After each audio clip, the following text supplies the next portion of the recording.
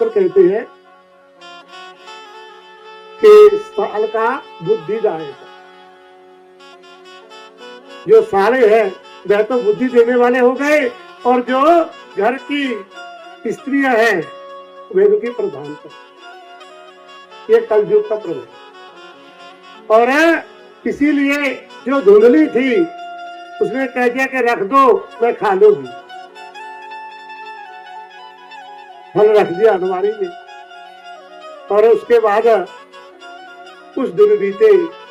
जो धुंधली थी वो जानती थी कि यह जो फल खाने से गर्भ होगा, गर्भ के कारण जो पेट है उधर वृद्धि होगी।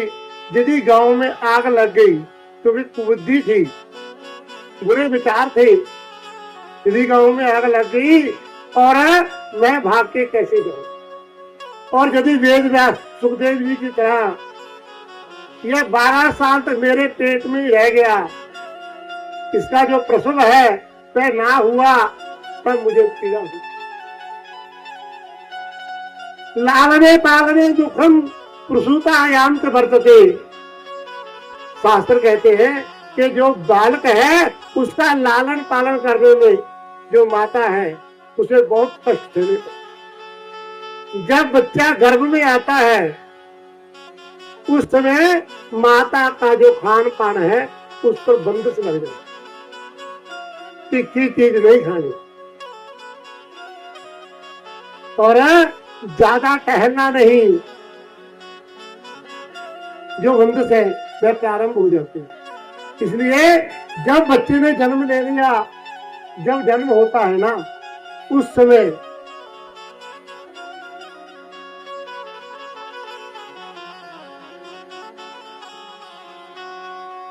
बोले कृष्णचंद्र भगवान की। जब कहते हैं बच्चे का जन्म होता है ना उस समय माता जो कष्ट सहन करती है, एक यदि हड्डी टूट जाए उसमें जितनी तकलीफ होती है उससे 10 गुना ज्यादा बच्चे को जन्म देने में तकलीफ। लालने पालने दुखम, पहले तो जन्म देने में कष्ट है, फिर उसका पालन करने में कष्ट। प्रसूतायाम च वर्तते, बंध्या के विधवा नारी सुखिनीति च मेमति। कहते 2 ही सुखी हैं, एक तो बंध्या जिसके संतान नहीं होती, और दूसरी विधवा। क्योंकि बुद्धि मलिन थी, उल्टी बुद्धि थी, विचार उल्टे थे। वो जो फल था वह खाया। 6 दिन के बाद उसकी एक सहेली उसके पास आई, क्योंकि स्त्रियों का एक विशेष गुण है, कितना भी हम छुपा ले लेकिन जो मन की बात है वह निकाल ही नहीं। आते ही कहा कि धुंधली के सखी ये बता, तेरा जो रंग है ये पीला क्यों पड़ गया? कहीं पीलिया तो नहीं हो गया, कोई बीमारी तो नहीं है? तो कहने लगे कि कुछ नहीं, मेरे पति देव एक फल लेकर आए हैं, और उस फल के खाने से मेरे पुत्र होगा, गर्भ में मेरे बालक आएगा, जिसके कारण जो नाना प्रकार के कष्ट हैं वे मुझे सहन करने पड़े। वो कहने लगी कि चिंता ना करो, यह जो बालक है ना, फल दिया इससे बालक होगा, इसे तो तू दे दे गाय को, लेकिन मैं गर्भवती हूँ, 2 महीने का बालक मेरे पेट में है, और जो मेरा बालक है तो मैं आपको सौंपती, क्योंकि मेरे पास पहले ही 6 बालक हैं, और मेरा जो पति है वह इतना अमीर भी नहीं। आप मुझे अपने पति से कह करके उस रुपए दिला देना, जिससे मेरा जो गुजारा है वह भी हो जाएगा, और साथ में जो आपका पुत्र है आपको मैं सौंप दूंगी, आपका भी कार्य पूर्ण हो जाएगा और साथ में मेरा भी हो। ठीक है, और नाटक कर लेना, क्योंकि धुंधली थी, छलिया थी, कहा कि छल कर लेना, अपने पेट पर पहले छोटा कपड़ा, उसके बाद बड़ा, और 9 महीने के बाद कह देना कि बच्चा हो। ठीक है, दोनों ने जो ब्यों थी बना ली, और उसके बाद दिन बीतते गए, क्योंकि ब्राह्मणों के वचन, जति का आशीर्वाद कभी खाली नहीं जाता। 6 महीने के बाद उसकी जो बहन थी उसके यहाँ पुत्र ने जन्म लिया। उस पुत्र को छल के साथ अपने घर में ले आई और पति से झूठ बोल दिया कि पति देव आपके घर में पुत्र ने जन्म लिया। बोले भगवान, शास्त्र कहते हैं सत्यम बुरियात प्रियम बुरियात, मैं बुरियात सत्यम अप्रियम। सत्य बोलो, प्यारा बोलो, ऐसा सत्य ना बोलो जिससे दूसरे को कष्ट। लेकिन जो धुंधली थी उसने झूठ बोल दिया। जो सखी का बेटा था उसे अपना पुत्र बना करके ले आई घर में, और उसके बाद जब पुत्र को जन्म ही नहीं दिया तो दूधियों में दूध कैसे है। आत्मदेव को कह दिया कि महाराज आप पुत्र को प्राप्त करके भी पुत्रहीन, क्योंकि जो मेरा स्तन है, मेरी दूधियां हैं, उनमें दूध नहीं है, और आपके बेटे की रक्षा मैं कैसे करूं। आत्मदेव ने कहा कि देवी गोविंद मेरो है, गोपाल मेरो है, कर्णम जिसके साथ गोरु के समान है कान जिसके। आत्मदेव ने नाम रख दिया गोकर्ण। और जो छल से प्राप्त हुआ था धुंधली का रहता, उसका नाम रख दिया धुंधुका। सुना बीतता चला गया, दोनों जवान बालक हुए, जवान हो गए। गोकर्ण पंडितों ज्ञानी धुंधुकारी महाफल। जो गोकर्ण था ना, क्योंकि साधुओं के आशीर्वाद से प्राप्त हुआ था, ब्राह्मणों के आशीर्वाद से प्राप्त हुआ था, संस्कार उसमें थे, इसलिए पंडित ज्ञानी हो। लेकिन धुंधुकारी महाफला, जो धुंधुकारी था वह दुष्ट फल हो। विद्या विवादाय धनम भदाय शक्ति परेशान परिपीडनाय कलश साधो भक्ति मिलता ज्ञानाय दानाय चरक्षणाय। फल कहते हैं जिसमें स्नेह ना हो, जिसमें प्रेम ना हो, जिसमें हितदायी नहीं हो। क्या है, आपने देखा है ना, अब राजकुमार की तो खुद की फल की दुकान है। जब सरसों में से चिकनाई निकाली जाती है, तेल निकाल लिया जाता है, जो शेष भाग होता है उसे खल के। उसी प्रकार है, जब जीवन में जो सत्यता है वह निकल जाती है तो उसके बाद जो बच जाता है उसे खल के।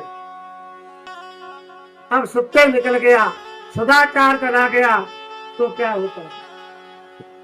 जो साधु है उसके लिए विद्या ज्ञान आय, ज्ञान के लिए दूसरे को अच्छा उपदेश दे। और जो धन होता है वह दान के लिए होता है।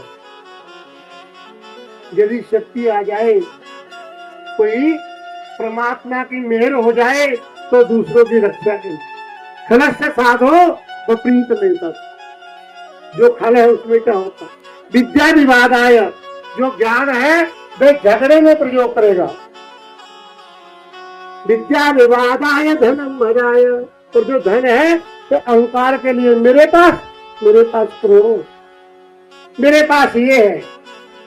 पर यदि शक्ति आ जाए कहीं से तो दूसरे को नष्ट कर ले। अब जो गोकर्ण था वह खल हो गया, उसने दूसरे जो लोग थे ना उनको पाना चाहिए। जैसा व्यक्ति खुद होता है ना, वैसे ही उसे मित्र मिला करते। अब जो धुंधुकारी था, कुकर्मी कुसंगी कुबुद्धि तक के लोगों को परेशान करना उसका नृत्य करता। और उधर जो गोकर्ण जी थे, सुसंगी सुकर्मी सुबुद्धि सुदासा, सुसंगी थे, हमेशा सत्संग में रहा करते, सोचते थे तो उस पार धर्म को चिंतन करने की। चिंता पार ब्रह्म विचारनाय, उस पार ब्रह्म का चिंतन करने के लिए। और जो जिनकी सेवा करते थे, जो उनके सदगुरु थे, वे भी ईश्वर की आराधना करने। कुलाचार लीना, अपने कुल के आचार को अपनाने वाले। और कदाचार लीना, जो बुरा व्यवहार था उससे तो वह बड़े दूर।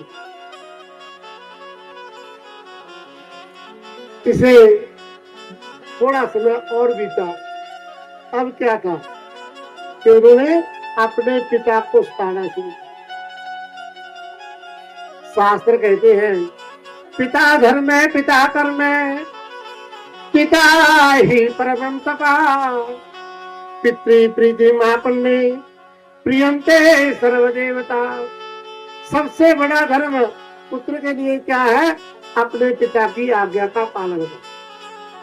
पिता कर्म, कर्म भी क्या है कि पिता के बताए काम को।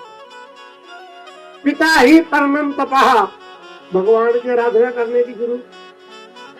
यदि पिता की आज्ञा का पालन कर लिया तो सबसे बड़ा तप कर लिया। पितृ प्रीति मापन्ने, यदि बालक के ऊपर पिता प्रसन्न हो जाए तो प्रियंते सर्व देवता, सभी देवता प्रसन्न हो जाए। लेकिन जो धुंधुकारी था उसने अपने पिता को कष्ट देने का कारण, जितना पैसा था, अनाय उपार्जितम धनम 10 वर्षानि तिष्ठति, जो अन्याय से कमाया हुआ धन है ना, वो 10 साल तक प्राप्त है। तो एकादशे वर्षे, जब 11वां वर्ष प्रारंभ हो जाता है ना, समूलम तद विनश्यति, तो मूल के साथ नष्ट हो जाता। तब माता ने छल के द्वारा पुत्र को प्राप्त किया। तो पुत्र होने के कारण जो घर का आचार था, घर के जो नियम थे, सब भंग हो। इसीलिए जो आत्मदेव थे उन्होंने देखा कि अब बात बिगड़ गई। उन्होंने अपने पुत्र के सामने अपना दुख रोना प्रारंभ कर दिया, क्योंकि शास्त्र ज्ञान को बड़ा कहते हैं। कहा कि बेटा, तुम्हारा जो बड़ा भाई है धुंधुकारी, वह बड़ा उत्पात कर। ऐसा कोई दिन नहीं जब घर में कोई उलाना ना आया हो, उसके उलाने से मैं दुखी हूं। गोकर्ण जी कहने लगे, मुंचक ज्ञानम प्रजा रूपम। पिताजी याद करो कि जब आपके पास, आप साधु के पास गए थे, जति के पास गए थे, तो उन्होंने एक श्लोक बोला था, मुंचक ज्ञानम प्रजा रूपम, छोड़ दो प्रजा रूप, बच्चों को छोड़ दो। सुतम कस्य धनम कस्य, कौन किसका पुत्र है? सुतम कस्य धनम कस्य, तो किसका धन? स्नेहवान ज्वलते निशि, जिसने प्यार कर लिया, स्नेह कर लिया, वह दिन रात जलता रहे।